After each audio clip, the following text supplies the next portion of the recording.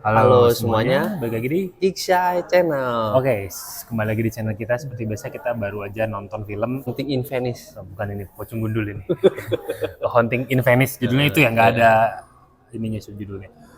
Nah, jujur gue awalnya tidak ada wawasan tentang ini film sebelumnya. Cuman ternyata pada saat gue liat trailernya, gue teringat dengan film sebelumnya, yaitu yang ternyata tadi film pertamanya yang Murder on the Orient Express.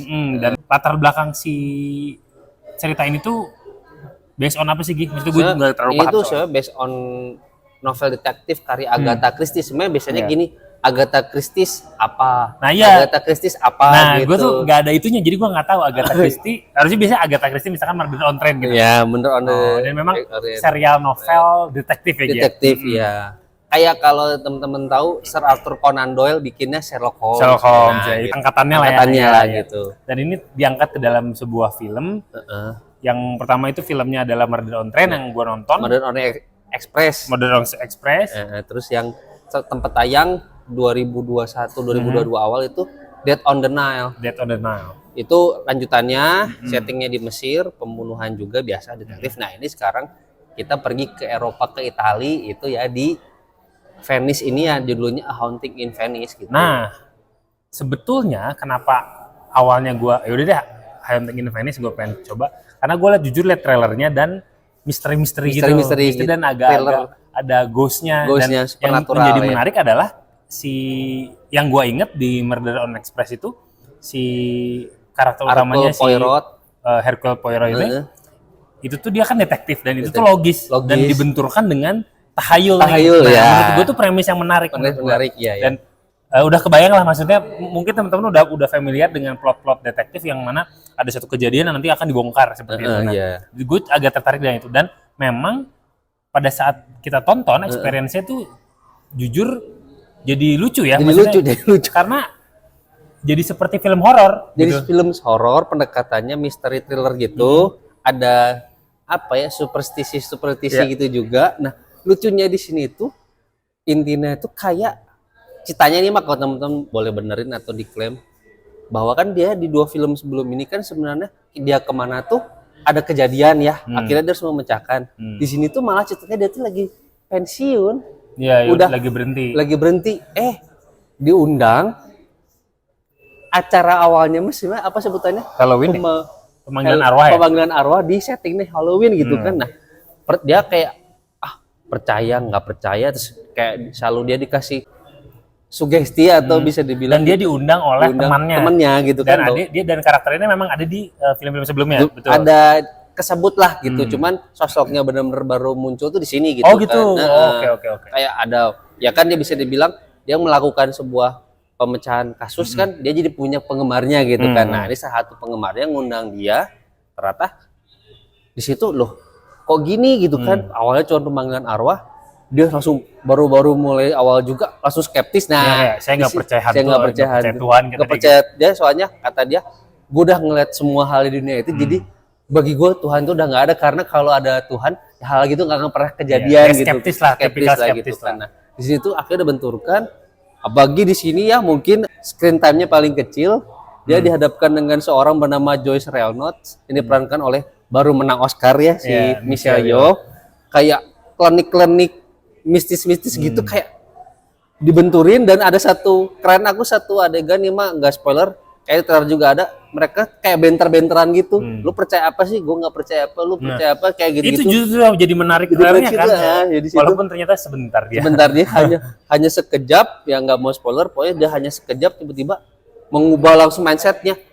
Apakah jadi mempertanyakan juga kan sih. Tapi satu sisi ya namanya film detektif nggak seru kalau nggak whodunit gitu ya. Siapa sih yang ngelakuin? Akhirnya di sini kita diajak dari hal yang mistis-mistis superstisi kayak gitu diajak berpikir secara logis. Walaupun sih sebenarnya ini ngerti sih saudara juga Kenneth Branagh juga di sini ceritanya Kenneth Branagh saudaranya juga dia pemeran utama juga dia. Jadi kayak dia mau menerjemahkan novelnya mungkin lebih pelik dijadikan lebih mungkin sih ada beberapa hal jadinya kayak terlalu gampang sih ya. Oversimplified sebenarnya mungkin kalau aku pernah baca novelnya Murder on the Express tuh kompleks banget makanya pas jadi live action menurut saya sejauh ini nih karena kita udah nonton ya, pasti paling bagus sebenarnya. Oke. Karena lebih kompleks dan lebih apa ya?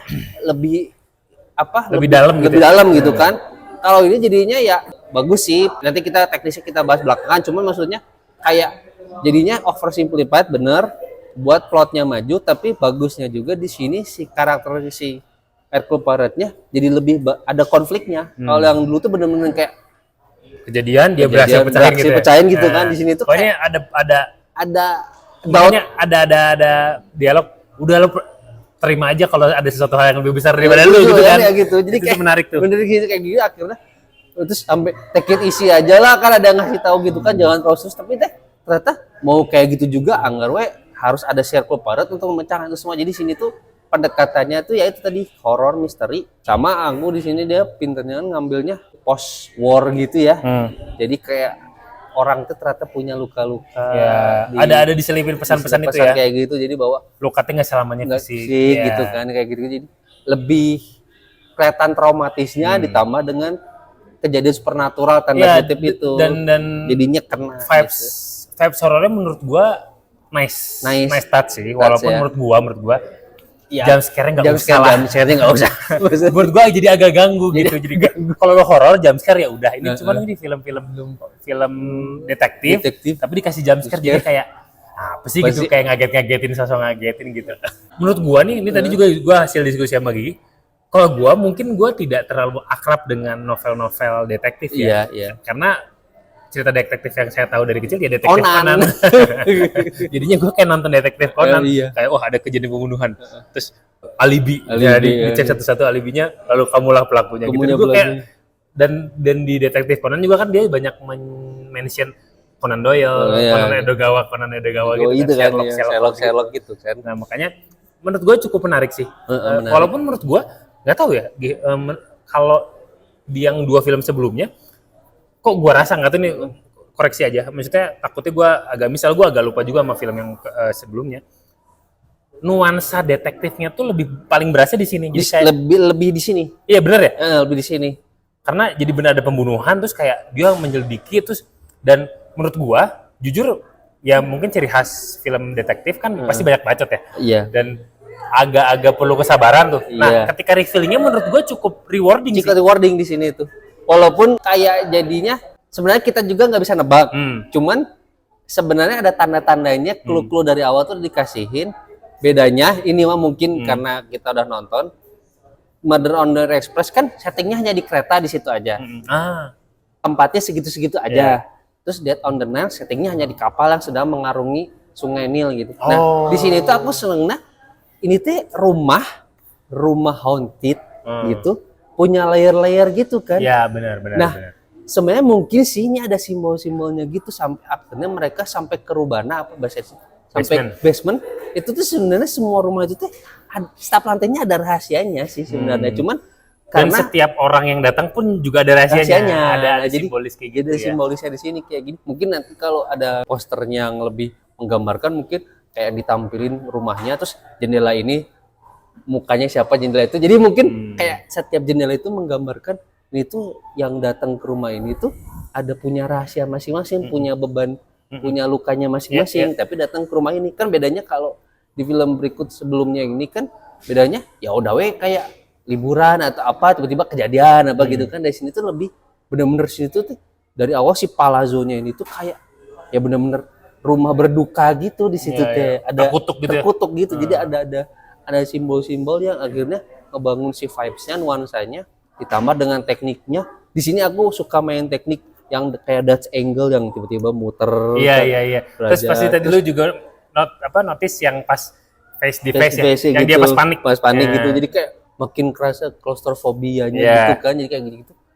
Ngangkat sih itunya, walaupun secara kompleksitas ceritanya, jujur ini paling simpel sih menurut saya dibanding 2 yang film cuman lebih berasa aja detektifnya gitu jadi bagus lah jadi Signet Brana udah ini kayak udah tahun ke-6 3 film setiap 2 tahun sekali dia ngerilis film kayak takut yang paling kerasa teknikalnya sama dia dimaksimalin gitu di sini dari gambarnya dari shot dari suaranya eta the best bisa bener itu tadi saya kira ada yang beneran bernyanyi. Iya. Jadi memanfaatkan surround itu bener-bener ya. Bener-bener, Jadi kayak nyanyinya, ada suara nyanyian hantunya gitu.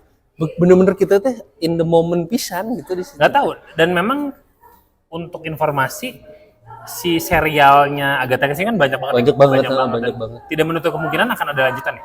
Kayaknya mah kalau ngeliat kayak gini gimana box office-nya juga ya. Ya. Karena kan situasi sekarang di Hollywood sebenarnya film-film box office kan lagi banyak yang diundur ya. Nah ini berani sih 20th Century Studio tetap on schedule ditayang di bulan September ini. Di fall lah kalau bagi orang luar negerinya. Box office summer kan udah lewat. Tapi lumayan sih ini engaging juga. Jadi penggemar-penggemar whodunit atau detektif kayak sebelum ini kayak Knives Out. Ya kan kayak gitu-gitu. Terus apa murder mystery yang lainnya juga. Jadi kayak wah lumayan lah. Ternyata ada genre yang ini masih hidup lah, genre kayak gini tuh masih hidup. Jadi nggak semata-mata baik selalu mata-mata. Dan kita lucunya kita udah nonton 2 film dalam 2 bulan terakhir, settingnya di Venesia. Sebelumnya gitu nontonnya kan Mission Impossible yang Dead Reckoning Part 1 kan juga di situ, di setting di Venesia itu. Nah sini kayaknya mungkin sih lagi ada daya tarik sendiri. Kota Venesia malah lagi sangat kerasa banget expose gitu kan, apalagi barusan ini juga kan barusan diselenggarakan festival Venesia gitu kan yang ke-80. Jadi kayak mungkin sih dia jam on the hype trend itu juga, jadi dipas-pasin langsung aja A Haunting in Venice gitu kan.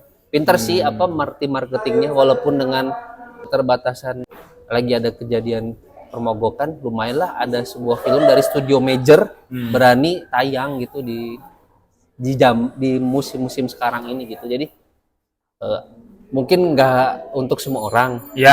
Itu sih gue juga berpikir seperti itu. Tapi niche itu adalah terpuaskan gitu. Segmen itu ada yang suka dan akhirnya terpuaskan dengan film murder mystery yang satu ini. Gitu. Overall berapa sih nilai? Kalau aku sih pribadi sih, saya bandingin sama yang terakhir aja. Naik dikit lah. Kalau yang terakhir mah saya ngasihnya 6-9, ini mah 7 lah. Pas 7. Pas 7. Soalnya satu sih mungkin ya itu tadi oversimplified itu sih. Jadinya bukan berarti kita sok-sok serius gimana gitu, tapi sebenarnya sih iya sih. Jadi kegampangan, cuman vibe nuansanya itu yang berkesan di film ini. Iya. Ya kurang lebih kayak gitu ya. Maksudnya teman-teman yang suka film murder mystery gitu nih cukup seru ya sih. Seru. Di tengah lagi kering juga nih film-film kan. Terus film Indonesia lagi banyak juga sih. Cuman ini film berarti film western yang cukup fresh juga, mungkin bisa dijadiin salah satu alternatif teman-teman buat nonton. Pemerannya juga terkenal semua. Kalau suka yang film-film tipe-tipe seperti ini pasti bakal terpuaskan sih. Gitu. Ya paling kurang lebih kayak gitu ya. Kalau ada yang info lain bisa di komen aja, atau ada pendapat lain mungkin bisa di komen aja, kita bisa saling diskusi. Siapa tahu ada yang bener udah baca semua novelnya Agatha Christie. Iya benar, penggemar novel Agatha Christie bisa komen aja di bawah. Bisa komen, share. Ada info-info yang mungkin kita miss. Thank you udah nonton. Share ke teman-temannya. Jangan lupa subscribe. Oke, sampai jumpa di video selanjutnya. Bye bye.